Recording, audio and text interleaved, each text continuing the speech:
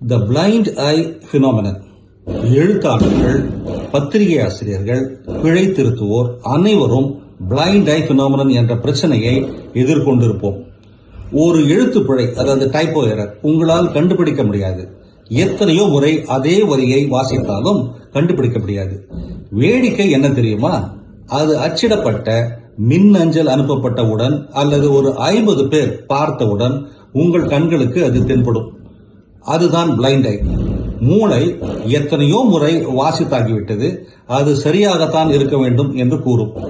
அது கவலையீனம் அல்ல, பழக்கம். உங்கள் கவனத்தை மேற்கொள்வதால் அப்படி நடக்கிறது. பல முறை ஒன்றை நீங்கள் வாசித்து விட்டால் மூளை அதை வாசிப்பதை நிறுத்திவிடும். கோடிட்ட இடங்களையே அது நிறைப்பும். It just fills in the blanks.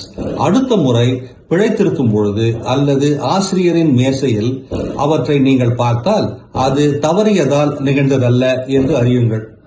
வேலையை சரியாக செய்துவிட்டோம் என்று மூளை நினைப்பதால் நிகழும் தவறு அது.